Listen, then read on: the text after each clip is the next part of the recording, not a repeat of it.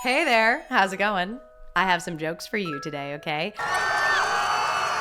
What do astronauts listen to on the radio? Neptunes. Isn't that good? Oh, you didn't like it? That's fine. What do aliens say to cats? Take me to your litter. Oh, you didn't like that one either. Okay. That's fine. I have more. I have lots of jokes. How do you put a baby astronaut to sleep? You rock it. No, please don't go. Wait, hold on. Just one more.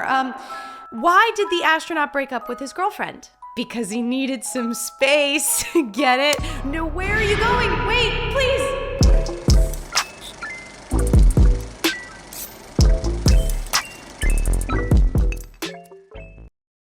Welcome back to my channel, everyone. Thank you so much for being here, and welcome if you're new. Today we are diving on into Apollo 13. This movie has been requested for a very, very, very long time, and I'm finally getting around to it. I'm very excited. Apollo 13 was one of those things that I had vaguely heard about, I think, in my youth, but really did not know that much about before sitting down to watch this movie. So I decided to go into this experience pretty blind and not look up anything about what actually happened. So consequently, I really didn't know if this movie was gonna have a happy ending or not. I really couldn't remember what I had heard about this historical event. So I had a lot of fun with this movie, really enjoyed it, and was definitely along for the ride and the suspense. If you love this movie and would really enjoy watching it with me in a full-length watch-along style format, make sure to check out my Patreon. It's always linked in the description bar down below. I also link my other channel, Natty Gold, down there as well. That's where I do live streams and I game a little bit over there. And spooky season will be coming up soon, so I definitely hope to get into some more spooky games. I'm excited and also not so excited, but if you like that kind of thing, you might want to check out that channel as well. But that's all I really have for this intro, y'all. I'm just excited to watch this movie with all of you, and I hope you enjoy it. So without any further ado, it's time to grab a drink, grab a snack, and let's get into Apollo 13. To infinity and beyond! That's a wrong movie. I'm slated to be the commander of Apollo 14 sometime late next year. If there is an Apollo 14. Oh. How much this month, dude? Jim, can I have a minute? Something's come up. Oh. Sure, Henry? Hey! Oh, had he got bumped up to Apollo 13? Is that what just happened? I bet. I was thinking there might be a slight change in destination. Maybe, say, the moon. Oh. Oh, no. I'm gonna walk on the moon, Marilyn. I know. Can't believe it. Oh. Naturally, it's 13. Oh, because it's an unlucky number. It comes after 12, huh? She's like, they should skip it. They should skip 13, like in hotels that skip the 13th floor. Fred and I float down the tunnel into this guy, the lunar module. This spidery-looking guy. Only holds 2 people. And it's just for landing on the moon. This is a great way to explain all the stuff they're going to have to do and all these relevant details that are going to be important later, but also demonstrate the relationship he has with his kids and what a good father he is. I love it when movies deliver you like important information in a way that also conveys the kind of character you're dealing with and not just like a bunch of boring dialogue in like a informational way. Yeah? It's a very busy week. I'm thinking about not going to the launch. Really? I wonder if she's too nervous. Just be glad when this one's over. Yeah, she doesn't feel good about it. You can tell she feels really wrong about it. You're gonna miss a hell of a show. Oh. Jim. Hey, guys. See you in a few weeks. Bring us back the moon rock. Oh, wow. So we didn't even see them say goodbye. That was it. That was the end of the conversation. So, I love watching people when they drop the smile for the photos. Apollo 13, lifting off at 1,300 hours and 13 minutes, and entering the moon's gravity on April 13th. Oh, they're taking off at 1313? You know, I'm not superstitious about the number 13. I had a black cat cross my path on Friday the 13th, and it was actually a really good day. So I think the superstition around the number 13 is silly, but I am superstitious about other weird things. I do knock on wood a lot. We've got a problem. I just got some blood work back from the lab. Charlie Duke has the measles. Uh-oh. You've all been exposed to it. Well, I've had the measles. Ken Mattingly has it. Oh, God. You want to break Oh, up my God. crew 2 days before the launch. 2 days? Oh, because of the measles. How about you delay the launch? I feel like delaying the launch is probably better. I would be like saying, I'm not doing this. Jim, if you hold out for Ken, you will not be on Apollo 13. Damn. It's your decision. Oh man, you just have to trust your gut on this, and you know he's gonna do it. Swigert, he'll be fine. He's strong. Damn, this is such a crazy decision to make 2 days before the launch. Like, You sure about this, Jim? I mean, why don't I go upstairs and talk to Deke? I'm sure we can work this out. This was my call. ooh, that hurts, man. That cuts deep. Look, I don't have the measles. I know. I'm not gonna get the measles. No, you're not. And honestly, if you just delayed the launch, which I know is probably logistically a nightmare, but it would make more sense, I think, than just breaking up the crew. Oh, is this like the news crew and everybody watching for the launch? We can't go across that road. We don't want Daddy to get any of our germs and get sick in outer space, right? It's sad that they have to leave their family behind so early and like they can't really hug goodbye, you know? Oh, she did come. That's sweet. She couldn't help but show up. Oh. Well, hey, that looks like Marilyn Lovell, but it can't be. She's not coming to the launch. I heard it was going to be a hell of a show. I'm gonna cry. Oh my God. I'm already getting worked up.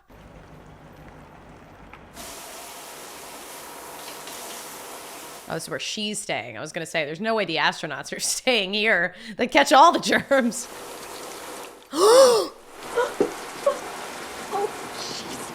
Oh no.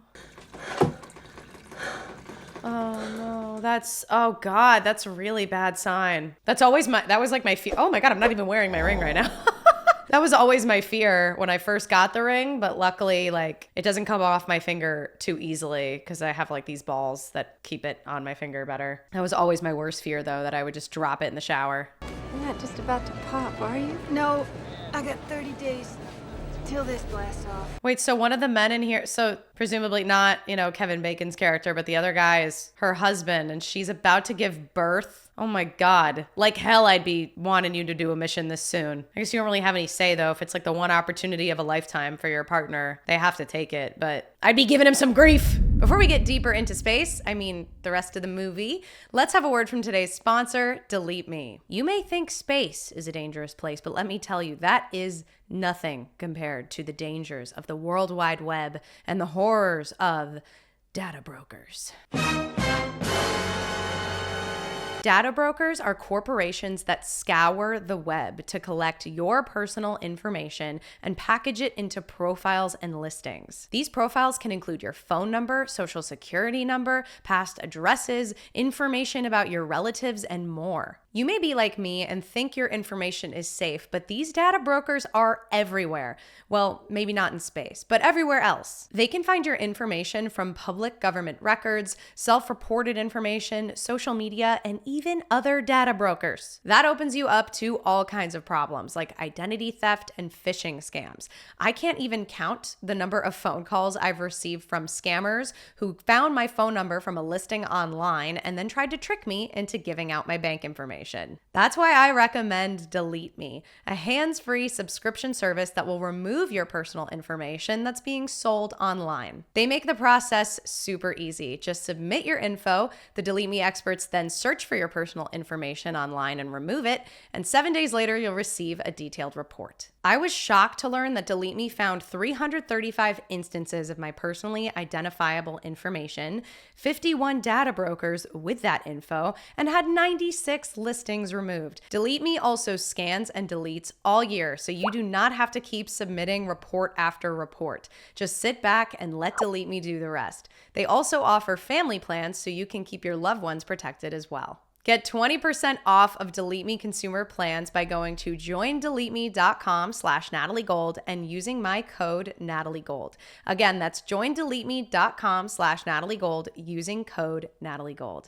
Thank you so much to Delete Me for sponsoring this video, and thank y'all, as always, for listening to the sponsor. Now let's go back into space. I mean the movie. This is from your wife, Gene. Thank you, Tom. Oh, the guy in charge of the launch Good worry. at headquarters. Yeah, he needs it for good luck. That's cute. Aww. I like it. I like that one, Gene. We didn't even see Gene. There he is. There's Gene. Aww.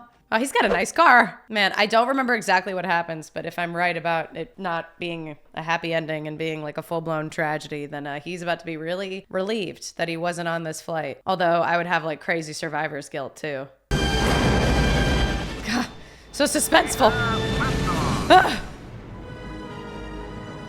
Aw. Honey, open your eyes, you're gonna miss it. Oh, yeah. I could never work, you know, as an astronaut for many reasons. I'm not smart enough. But, like, I couldn't even work adjacent to this kind of stuff. I would just be so stressed all the time. I'd be stressed for the entire mission. Get ready for a little jolt, fellas. A little jolt. Okay. Oh my God! I'd be taking all my power, all my focus to not throw up in that helmet. Okay, SMRCS ISO valves are all gray. Okay, Swaggart, command module pilot. You can tell he's nervous about Swaggart piloting. He doesn't trust him. Ah! I'm stressing! He's scraping it. Oh, hey! That was good. All right. Houston, we have hard dog. All right. Good job, dude. Man, I really don't know like what goes wrong in this mission. I know something has to go wrong, but makes everything very stressful. Oh, it's too bad we can't demonstrate this on TV. Pissing. And that lady asked, how do you use the bathroom? Here it comes. The constellation Orion. Ew. Oh my God. Now that's a beautiful sight. It weirdly does look kind of pretty. All the networks dumped us. One of them said we made going to the moon about as exciting as taking a trip to Pittsburgh. Oh, it's not like a live. I'm supposed to be on. It's not, oh, that's his mom. Oh, it's not a live broadcast, I see. They're not televising it. That's kind of sad. I mean, it's only a year later. Like, it's still kind of crazy. But just because it's not the first time. If anyone from the IRS is watching, I forgot to file my 1040 return amendment. I meant to do it today, but That's no joke. They'll jump on him. Oh my God. Good thing they don't know, okay? Don't narc on him. What's gonna happen? Oh, something's about to light on fire or explode, huh? It's like a connector. Something just went really wrong. Wow, the choice to like show inside of the ship at that point, you just knew something was about to happen. Oh, that's not good. Say again, please. Houston, we have a problem. Yeah, that's that iconic line that you knew was coming. O2, tank 2, not reading at all. Tank 1 is at 725 PSI and falling. Oh my God. They're O2? We are venting something out into space. Yeah. It's not oxygen, is it? Is it the oxygen? It's got to be the oxygen. Yeah, it's the oxygen. That's really bad. I mean, I feel like any failure like is really bad up here in space, but that's really, really bad. Roger, Odyssey, we copy your venting. Give me an alarm. okay, let's everybody think of the kind of things we Man, that pause of silence right before Into the Stirred Frenzy again. Just so like the gravity hits home. Ah, get it? Gravity? Okay, I'm sorry. Flight, I recommend we shut down the reactant valves of the fuel cells. We can isolate it there and we can save what's left in the tanks and we can run on the good cell. You close them, you can't open them again. You can't land on the moon with one healthy fuel cell. Are they landing on the moon now? Are we not just getting them home? Maybe they have to land on the moon to complete the steps. Maybe there's like something waiting there for them. I don't even know. We think that closing the react valves may stop the leak. Yeah. What if it doesn't? What if it doesn't? Then you're extra f***ed. We just lost the moon. Yeah, you did. But, you know, you got to save yourself. That's more important. I know they're mourning the loss of that, but, like, they're more important. Okay, so they are just abandoning the moon, I see. Now, if Jack can't get that guidance computer data transferred before they go dead in They there. won't even know which way they're pointed. That's right. Oh, my God. It's a bad way to fly. Yeah, thanks for, yeah. I feel like a conversation like that wouldn't really happen, but we're saying it so the audience understands the stakes. You want to look? You want to look at the moon? Yeah. He can't bear to look at it, probably. He's not landing on it again. Coming up on Mount Marilyn. Aww. Jim, you gotta take a look at this. Mount Marilyn, come on. I've seen it. Yeah. It's hitting a little differently for him because they haven't been this close to the moon, but Jim just wants to be on it. You pass into the lunar sunrise over the lunar surface, and it must be an awe-inspiring sight. I can't wait to see it myself. The fact that we're hearing this now. I'm shocked they're listening to the news while they're dealing with the news. Like, I would probably turn it off. I wouldn't be listening to what they're talking about while I'm working on it at NASA. I wouldn't be concerning myself with what they're saying. We never lost an American in space. We're sure as hell not going to lose one on my watch. Failure is not an option.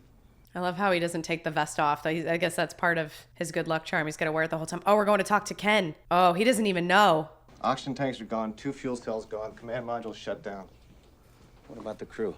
Crew's fine so far. Trying to keep them alive in the limb. Now he's got to be feeling guilty in a way. He was feeling so like jealous and devastated, and now it's like, oh God, he's safe. I have a request from the news people. So? They're out front here. Why? Put a transmitter up on For what? Oh, for them to broadcast from the front of her house? Hell no. I thought they didn't care about this mission. Yeah, they didn't care until now. It's a tragedy. Now they care. Don't put one piece of equipment on my lawn.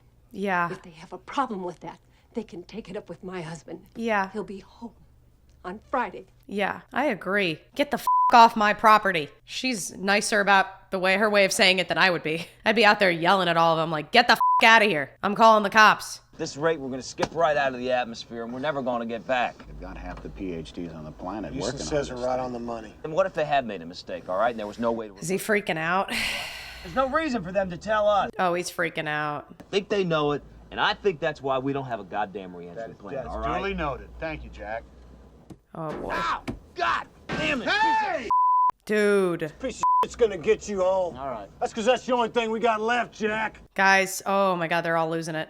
All I did was stir those tanks. What was that gauge reading before you hit the switch? Hey, don't tell me how to fly the damn CM, all right? You don't They brought even me in know, here. do you? Guys. Oh, boy. Stop kicking yourself in the ass. This is not my fault! No one is saying it is. Jim has gotta babysit these two and calm them down. I just asked you what the gauge is reading. All right, we're not And gonna... you don't know. Fred, stop. We're not gonna go bouncing off the walls for 10 minutes. Because we're just gonna end up right back here with the same problems. Yeah. Get in line. Thank you, Jim. Where is this, Houston? Are we on Vox? No, we're not on Vox. Yeah, Houston, this is... the mic. Ah! He's, oh yeah, hi, how are you doing?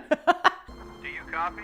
Oh, Christ. All right, Houston, we're standing by for those procedures. Christ, I know why my numbers are wrong. Why? I only figured it for 2 people. Oh, see? Ooh, isn't that ironic? Yeah. Maybe I should just hold my breath. Oh, sorry, Jack. Yeah, poor Jack. He's like, I know I'm the odd man out here, but come on, I want to live too. I like that he made a mistake right after kind of insinuating that Jack made the mistake that got him into this mess. It's like, listen, you're not perfect either. Everybody's human. It probably wasn't his fault that this ship had this problem. It could have been, but probably wasn't. We need you to rip the cover off. I want you to rip the cover off the flight plan. With pleasure. All right, now the other materials you're going to need here are a lithium hydroxide canister. You need 2 lithium hydroxide canisters, I'm sorry. This is what they figured out to turn it into a thing that'll work. They have to start doing an arts and crafts on the ship here. Okay, Jack. Tear that piece of tape down the middle lengthwise. All right. And then now they got to work together. They had a moment where they were kind of disjointed, and now they all got to come together. I can hear air moving. I wonder how they filmed this. Like, was one guy just like lying down and the other was like strapped to the ceiling, hanging upside down? Just breathe normal, fella. They're holding their breath. Where is, please advise. I love Jim. Tom Hanks is so good. We're still holding close to 15, Houston. Oh boy. Oh, it got better. Good. It's working. That's awesome. Oh! The sequence was wrong. We'll just have to go back and try them one at a time. You need a break, Ken? No breaks. If they don't get one, I don't get one. Yeah, good man, Ken. Him being banned from the mission was probably the best thing that could have happened for these guys to help out like this, because he's the right man for the job to be helping on the ground. They can't fix the damn thing in this place. Oh, and she has no idea what's going on, probably. We came to tell you something. Oh, God. Is it right to tell her right now? There's been an accident. Jimmy's okay. He's all right. But he's not going to get to walk on the moon. Is this really right to tell a woman who's just had a stroke? I feel like we should wait. Well, don't you worry, honey. If they could get a washing machine to fly, my Jimmy could land it. Oh, damn. All right. I guess she was the right woman to tell then. Never mind. She's a tough cookie. She's not worried at all. Oh, it's day 6. Jesus. Oh, my God. How long was this? Oh, God. Could you imagine being related? Like, the wife of either Frank or Jim or their kids? I just couldn't survive this week. I'd be so stressed. We sure could use the re-entry procedure up here. Uh-huh. When can we expect that? Right? They're a little flummoxed. I don't have to tell you, we're all a little tired up here. Yeah. The world's getting awfully big in the window. Oh, his lines are the best. I know this sequence works, John. The sequence looks good. We're just over budget on the amperage. By how much? 3 or 4 amps. God damn it, John. Is it 3 or 4? 4. Yeah, give me the number. No estimates. Reverse it. Reverse the flow and see if we can draw these 4 amps from the LEM batteries before we cut it loose. Why can't Whoa. Whoa. We don't have a procedure for that. No, of course we don't. They're working on it now. I'll call over to the simulator and get an estimate. God damn it! I don't want another estimate. I want the procedures. Now! That face that Deke just made, like, dude, what do you expect? This is a life or death situation. Oh, he's a little sassy. You could ask a little more nicely. It's been like 7 days of no sleep and trying to get these guys alive. I think we got it, buddy. All right, now get the plan over to them now. Oh, they were in a different building? Oh my God, we had to drive over here. Aquarius, Houston. Oh, is he on the mic? Yeah, we read you, Ken. Are the flowers blooming in Houston? That's a negative, Jim. Oh, that was the code for asking about measles. Yep. Is that the doc right there? Just distract her when the heavy predictions come in. You ain't distracting this woman. Blanche, these nice young men are gonna watch the television. Oh, good luck distracting her. Oh, Neil Armstrong. Are you boys in the space program too? I love her. She's great. Jim would have loved that. Oh, did you do work with my son?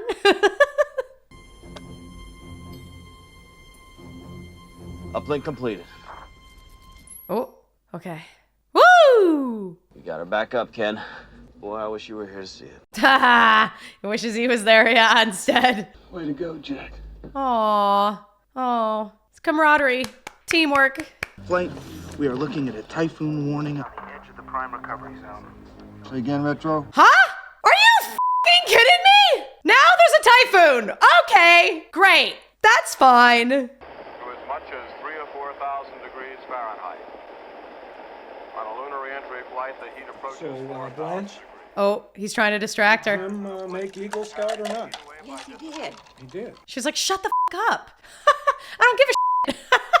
You ain't distracted me with tea and talks of Eagle Scout. Sorry, Jack. It's an old habit. What? Kind of used to the pilot seat. She's yours to fly. Oh, is he supposed to sit there? Oh. Wow, look at that respect. That's great. Okay, damn. Wow. What is that? Oh, I was getting a little punchy and I didn't want to cut the LEM loose with you guys still in it. Oh, Jesus Christ. It's good thinking. He left a sign there when he was tired. It is good thinking. Yeah, okay. I was wondering what that sign was about. Okay, so now we're letting the LEM loose. I got it. Goodbye. We're just leaving litter everywhere in space. Parachute situation, the heat shield, the angular trajectory, and the typhoon. There's just so many variables. I'm a little I know what the lost. problems are, Henry. You don't need to repeat all the problems, bro. It'll be the worst disaster NASA's ever experienced. With all due respect, sir, I believe this is going to be our finest hour. Yeah, if you two aren't going to help, get the f*** out of here. Expect entry interface in 45 seconds. And on my mark, your velocity will be 35,245 feet per second. Oh, you can see the typhoon. It's crazy. It's huge.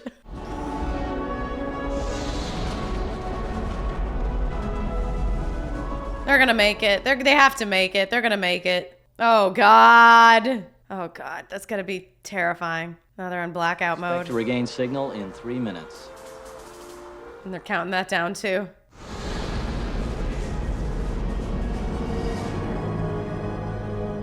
Oh, God. We just cut away. No re-entering ship has ever taken longer than 3 minutes to emerge. Oh, my God. It's going to be the longest 3 minutes of your life.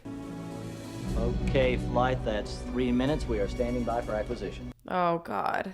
Odyssey, Houston, do you read me? Oh, God. They're going to come through. They're going to come through. But all any of us can do now is just listen and hope. Yeah, shut the f*** up. I'm sure it'll be fine, but I'm like getting worked up. They're doing a really good job executing this tension and suspense.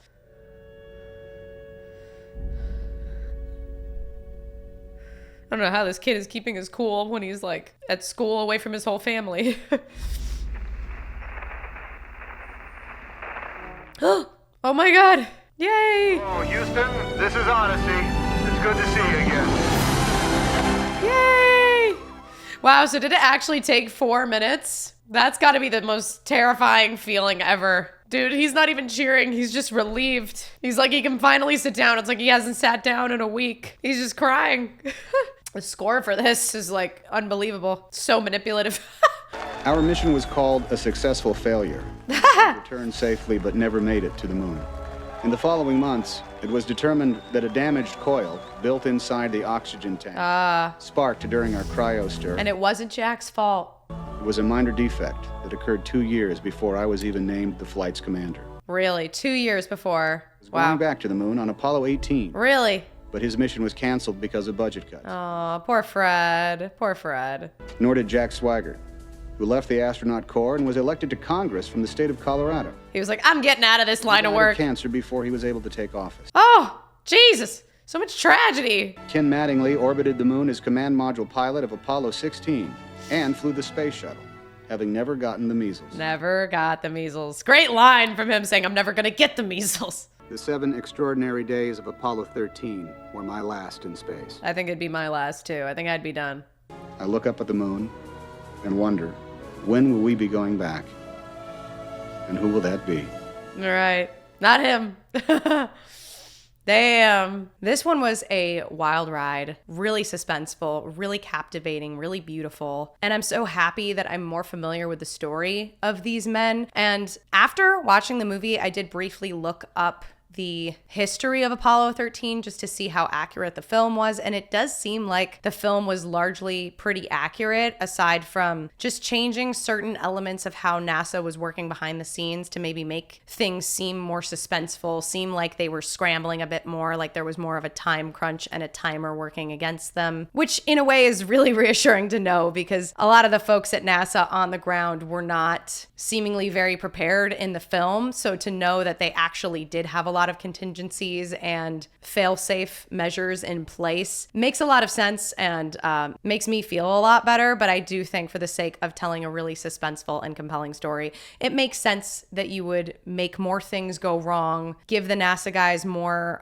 puzzle pieces to put together literally in the film just to add that level of suspense and a time crunch. I think it was a good decision to do that. And it's cool to know that Jim Lovell was even in this movie. I think paying tribute to him in that way was also really cool. All in all, I think they did a great job with this movie. So how would I rate it? And when I rate films, I look at 4 categories: 1, sound design; 2, production value; 3, acting; and 4, story. In regards to the sound design, I do not have a bad thing to say. Right from the get-go, I really enjoyed the music in this film and the scoring. I think it did such a great job at carrying my emotions, but also creating a really deep level of suspense and tension throughout the story, especially as the disaster unfolded. And that music then juxtaposed by the silent moments in space was just really powerful, really beautiful. And all in all, nothing really stood out to me in the sound design as really in your face in any kind of bad way. It just felt really awe-inspiring, really moving. And I didn't notice any ADR or any audio done in post. Everything felt very cohesive and smooth. But really, just for the scoring alone, the music alone, I would have to give it a 10 out of 10. I really enjoyed what they did with the scoring for this film a lot. So great sound design. Next up, the production value. I was wowed by what they did to achieve the zero gravity effect. And I've only read a teeny tiny bit about how they did it, but just the idea that they had to break up these scenes into really small parts to be able to film everything they needed in the limited time that they were able to simulate zero gravity. That level of commitment and dedication and patience is so impressive and also expensive. And they did a phenomenal job with it. Like, you would not know that these scenes were filmed so piecemeal. And I do think that that is also a testament to the actors and their ability to just get right back into wherever they left off. Again, that's just reading a little snippet on how they achieved some of the stuff. So obviously there's a lot that I don't know, and I would love to hear more from you guys in the comments down below. I'm sure there's a lot of folks who are really passionate about this film and the way that it was made. So definitely let me know other fun facts about how they achieved this kind of stuff in the filmmaking process. But that was so impressive to me. And then I will say, you know, the effects, it's interesting because this movie was made in 1995. And so for the time, the effects are just beautiful, really stunning, gorgeous shots of space, just a really beautiful film. I do think some of the effects look a little bit dated now, but that does make sense. I mean, it's almost 30 years after the making of this movie. And by and large, the effects hold up pretty well. The graphics are just beautiful, and the movie is really cinematically stunning. So production value, I have to give this movie a 10 out of 10. The third category is acting. I think the cast for at least the three men in the space shuttle was phenomenal, and I really enjoyed a lot of the actors throughout the entirety of the film. It was fun getting to see a young Kevin Bacon play a role where he's not super confident and does feel a little bit alienated, and you can sense that tension in the group because of his presence. I think he did a great job portraying that in a subtle way, and watching the three men eventually come together, their shift in body language from the beginning with the tension to the end where they're just trying to survive, but they've come together as a team. It was subtle, but it was powerful. What can I say about Tom Hanks? I mean, the man is a legend. He's good in everything I've ever seen him in. He's never disappointed. He did a great job in this. He's done a great job in any other film I've seen him in. I think Bill Paxton did an incredible job just having to portray Fred the way that he had to portray him and fulfill the role while still really physicalizing this man becoming sicker and sicker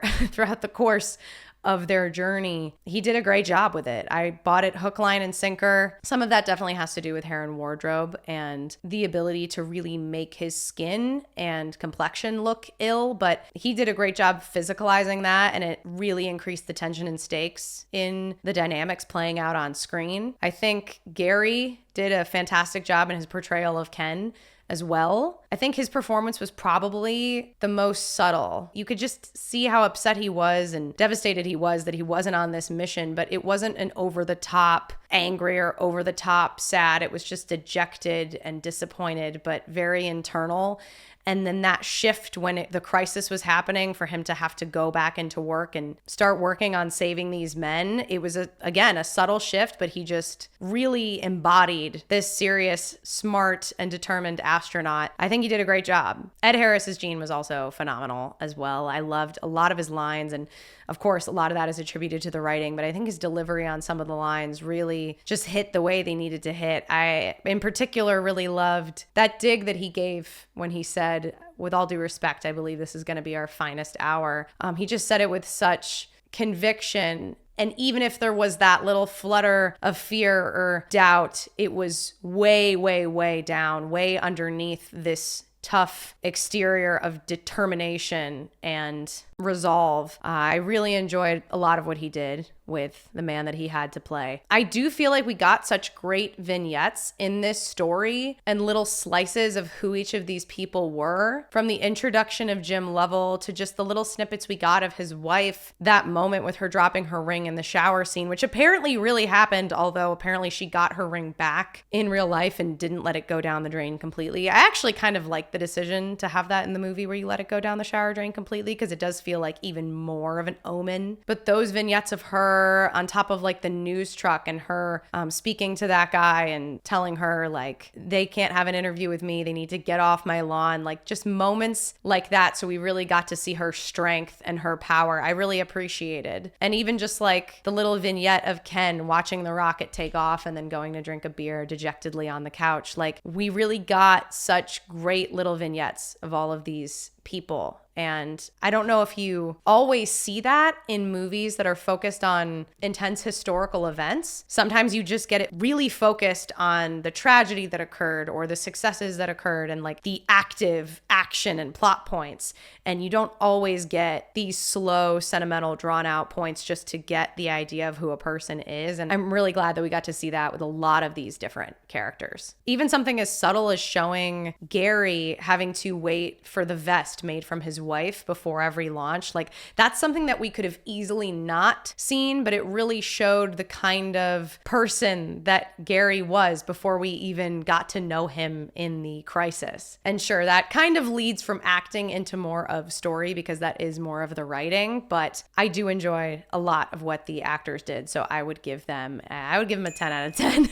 And the last category is the story. And I've already commented on this, but I know that there were certain elements and certain moments in this story that were altered from history to add more suspense, to add more tension and more drama. I don't really have a problem with any of that. I think a lot of the elements that were changed made a lot of sense to tell a better story on screen. And I'm happy that they made those changes, because I think if it had actually been more accurate to what was really going on behind the scene at NASA, it probably wouldn't have been as interesting of a movie. Still heroic for sure, and still interesting to a certain extent, but not as suspenseful or as stress-inducing.